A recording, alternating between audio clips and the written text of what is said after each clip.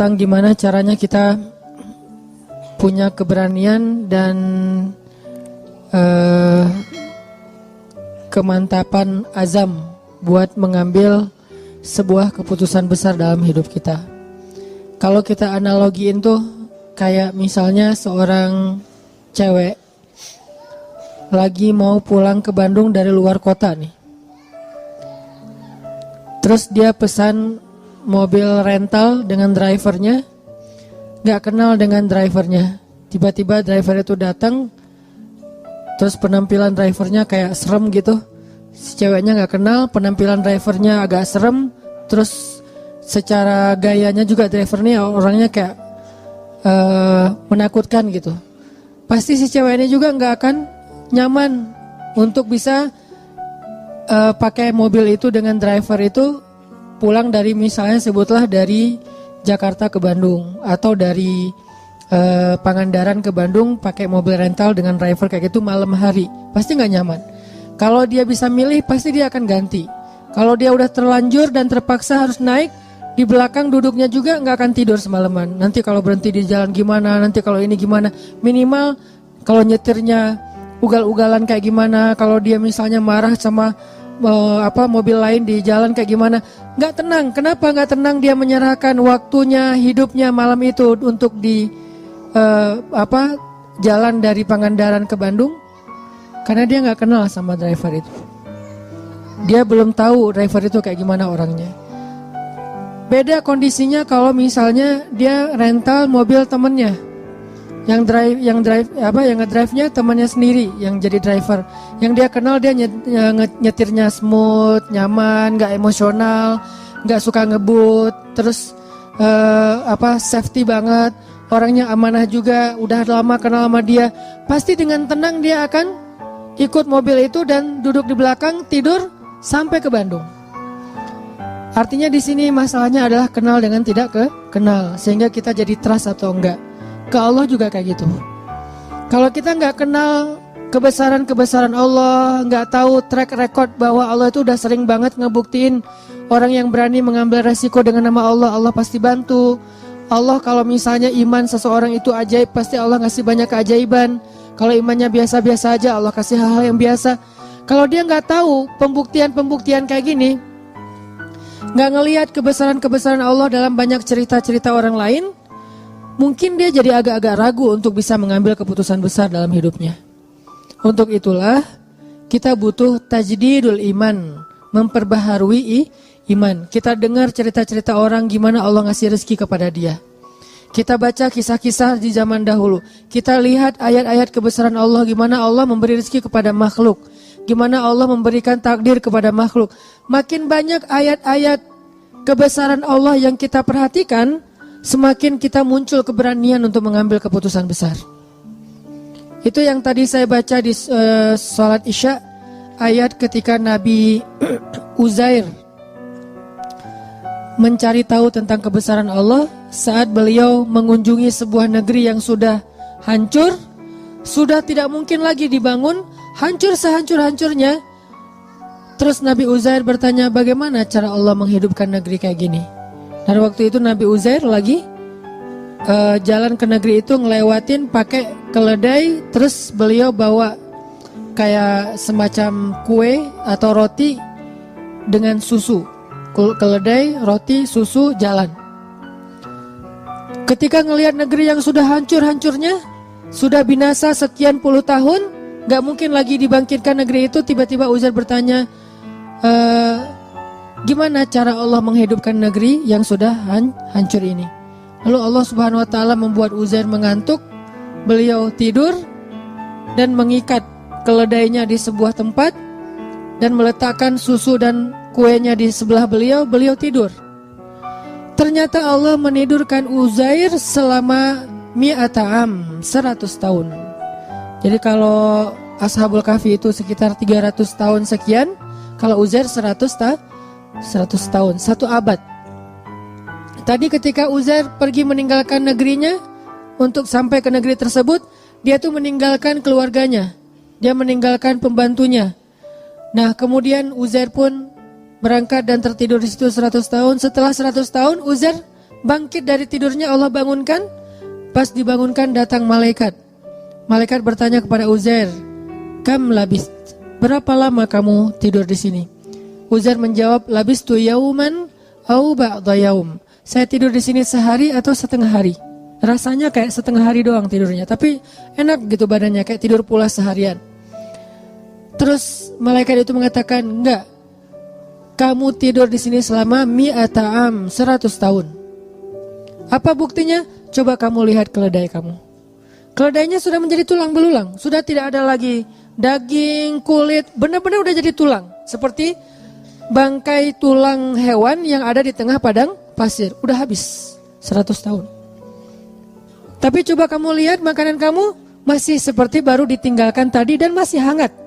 Jadi kayak roti gitu, baru ditaruh, itu kayak baru naruh beberapa menit yang lalu, masih hangat, rotinya masih lembut, belum kering sama sekali. Jadi Allah kasih dua kondisi yang berbeda dengan waktu yang sama.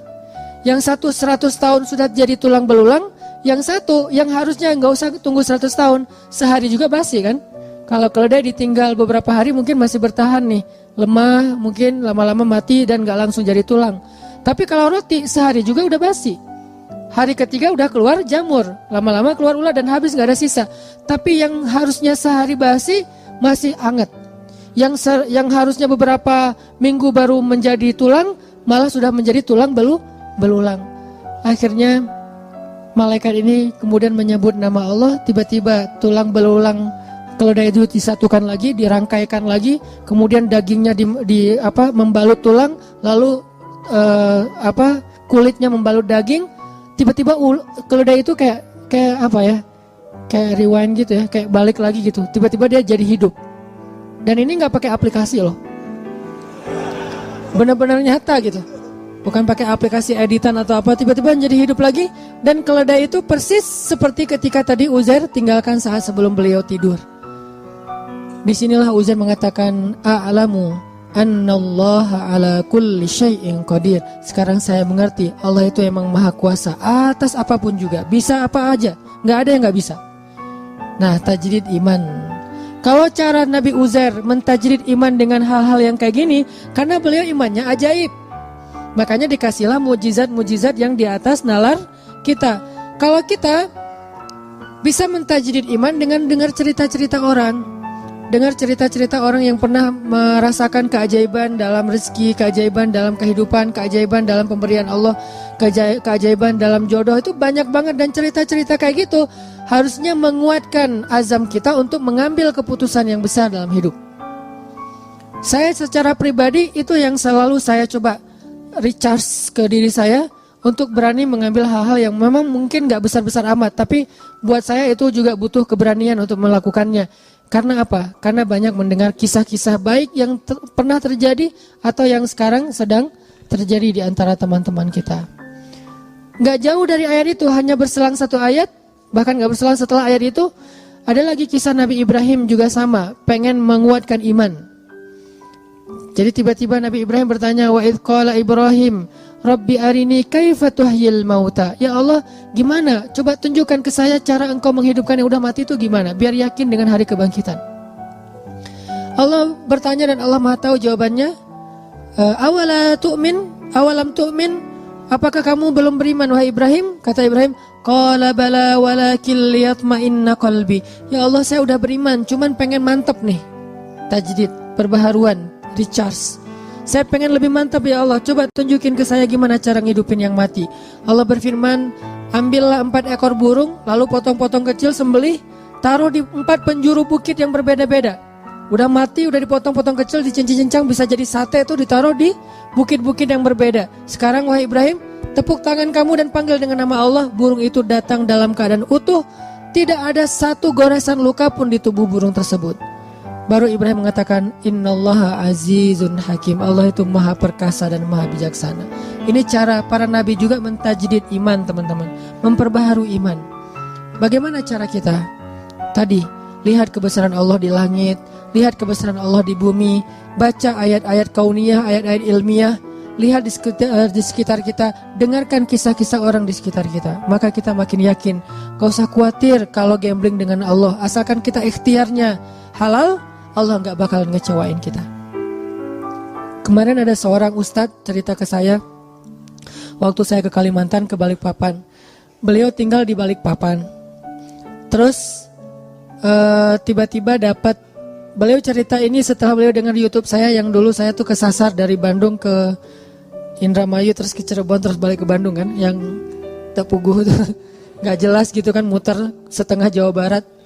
Hanya pengen ngasih rezeki kepada orang yang jualan pal gentong di Cirebon. Beliau juga cerita, Ustadz saya juga pernah ngalamin yang kayak gitu. Itu benar banget. Saya di Balikpapan, tiba-tiba teman saya ngajak saya untuk ada acara kayak seminar gitu, nemenin dia. Dia yang seminar, saya emang enggak. Nemenin dia ke Jogja. Nginep di hotel. Karena dia temannya lagi ikut seminar, dia bingung kan mau ngapain. Tiba-tiba lagi habis sarapan itu, saya ngerasa kayak stroke gitu Ustadz. Setengah tubuh saya tuh kayak nggak bisa digerakin, terus panas dingin, terus jantung saya tuh detak kencang, darah saya tuh kayak berpacu luar biasa gitu, kayak naik darah tinggi gitu. Terus dia pikir astagfirullah, jangan-jangan saya meninggal, nggak keren banget sih meninggalnya di kampung orang gitu. Dia takut karena meninggalnya jauh dari keluarga, nggak di Balikpapan, takut. Beberapa menit dia diam gitu, terus perlahan kemudian normal lagi. Cuman dia kaget, takut, akhirnya dia pun lari ke apotik. Bawa dompet, pergi ke apotik, beli obat ditensi, terus beli obat kayak gitu di apotik. Setelah selesai itu dia pulang pesen taksi online gitu, pakai pulsa dia yang ada di handphone, pesen, naik taksi online pulang lagi ke hotel. Di tengah jalan dia ingat dompet saya ternyata nggak ada, cari-cari nggak ada, nggak di jok nggak ada. Terus nanya ke tukang taksi, kamu bawa dompet saya nggak? Ya nggak mungkin dibawa gitu, pokoknya nggak ada gitu ya. Nggak lucu. Terus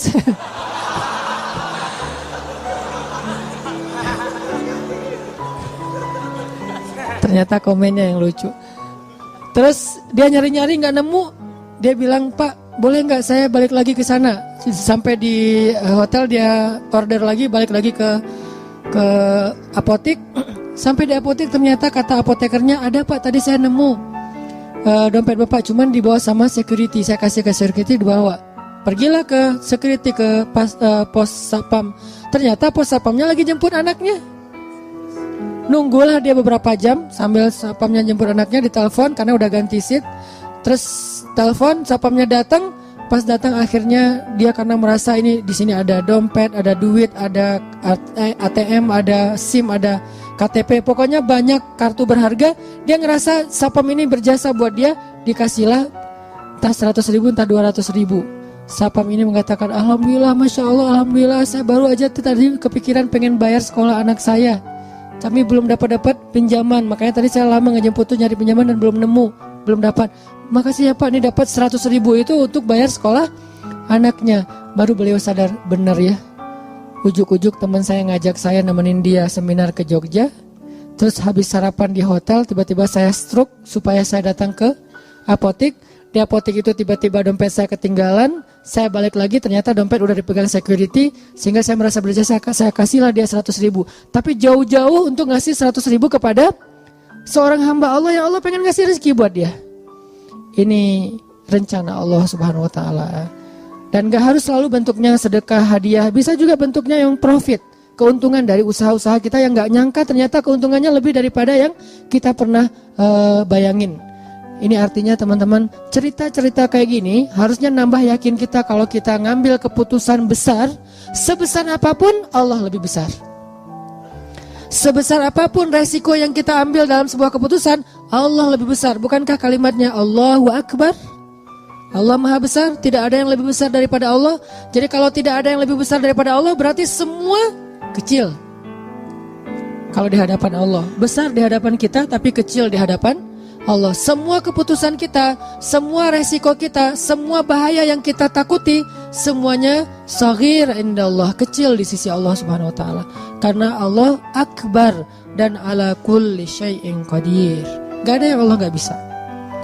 Cuman untuk bisa punya keberanian kayak gini, kita terus recas, mentajdid iman kita dengan dengar nasihat-nasihat orang, dengar cerita-cerita orang, kayak gitu teman-teman. Jadi mudah-mudahan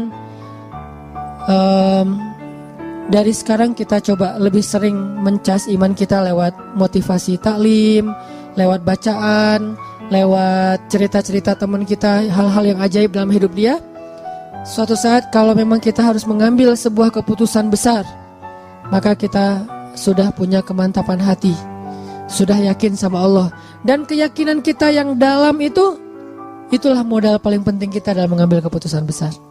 Bukan misalnya nih, mau ninggalin kerjaan, udah nabung dulu sekian ratus juta, biar nanti kalau lagi oleng masih ada simpanan uang. Bukan itu modal yang nomor satu, walaupun itu penting. Tapi bukan itu nomor satu. Nomor satu adalah yakin kepada Allah. Karena makin kita yakin kepada Allah, Allah juga makin ngebuktiin kebenaran dari keyakinan kita.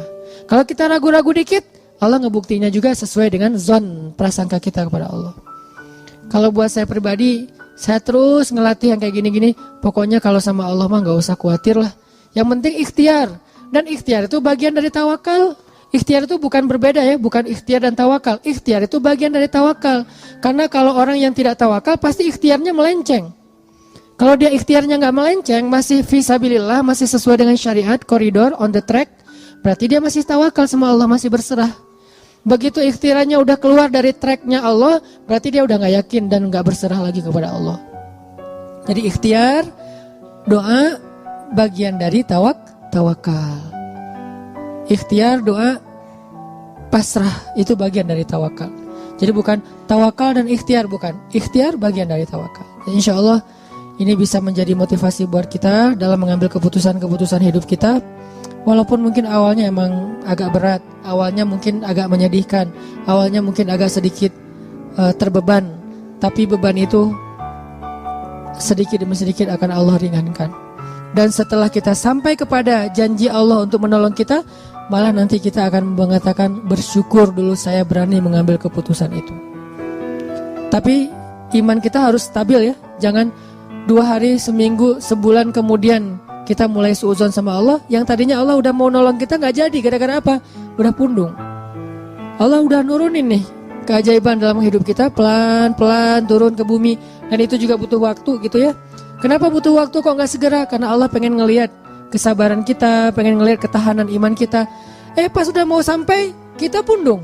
Naik lagi tuh bantuan kepada Allah. Ya Allah, dia udah pundung gak jadi, di cancel kan sama kita. Nah terus saja, jangan ada batasnya. Yakin sama Allah mah gak ada batas. Kalau sabar kepada manusia ada batasnya, tapi sabar kepada Allah gak ada batasnya. Sabar kepada manusia ada batasnya, tapi sabar ke Allah gak ada batasnya.